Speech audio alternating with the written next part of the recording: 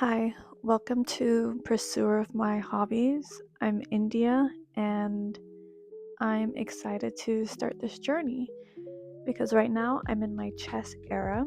So basically, what that means is I'm going to be learning chess for quite a while. I'm going into it with curiosity and I'm really excited to learn more and more about it. Now, I have my notebook. I just want to keep myself organized and make sure I mention everything I want to mention. So I started learning chess just recently, literally in the start of October. So it's only been about 2 weeks right now. I already completed the first week's lesson, which was controlling the center. So I'm really going to be talking about it instead of showing about it for this video.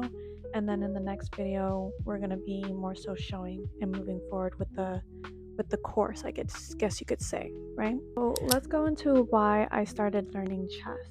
I was inspired by that show on Netflix called Queen's Gambit. That show is so good. And I really enjoyed it because I found the main character to be really relatable for me. I don't know, my camera just stopped recording in the middle of things, so let's take it from the top. Not from the top, but I remember where I left off. Being inspired by Queen's Gambit. As I was saying, I was really inspired by the main character. She's super relatable for me, especially personality wise. I see myself in her. I don't know, she really inspires me.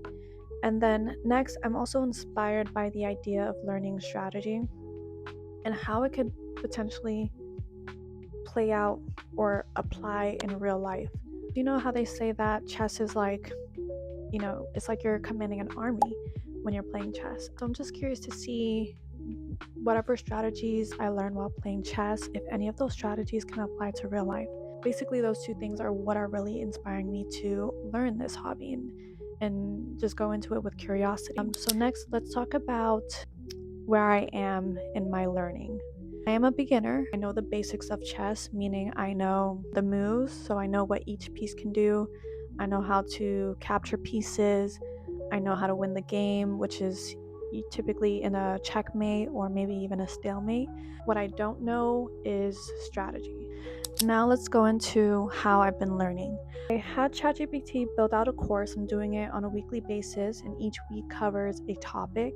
And in the topic, we go through the course concept, we go through examples, we go through practice tasks, we go through annotated games, and then lastly, review and reflection. So those are the five, I guess, subjects we go through in each topic. Now, to apply it to playing a game, I've been using chess.com, which is an app I downloaded onto my iPad. It's been really useful because it also has lessons as well, which I'm finding also coincides with the course I'm following along with ChatGPT. So that's really useful. The only thing that kind of sucks with it is that since I'm on the free version, you get a limited amounts of lessons you can do, puzzles you can do, things like that.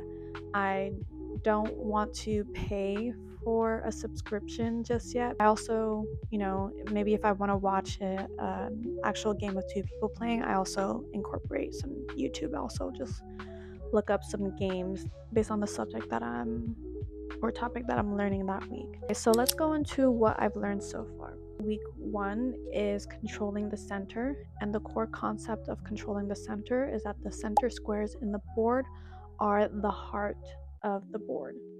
So it's kind of like setting up camp in the middle of the park. If you're in the middle of the park, you can reach anywhere in the park very quickly. So for some examples of that is you want to push a center pawn and bring out your knights and bishop to control the center. And an annotated game that I watched was a simplified version of the Italian opening, which was very useful to watch and see because it helped me see what it looks like in practice. I didn't go all the way to the end, meaning I didn't finish the whole game. I just wanted to see what it looked like in practice with controlling the center. The next steps, I'll be going into week 2 with developing pieces efficiently.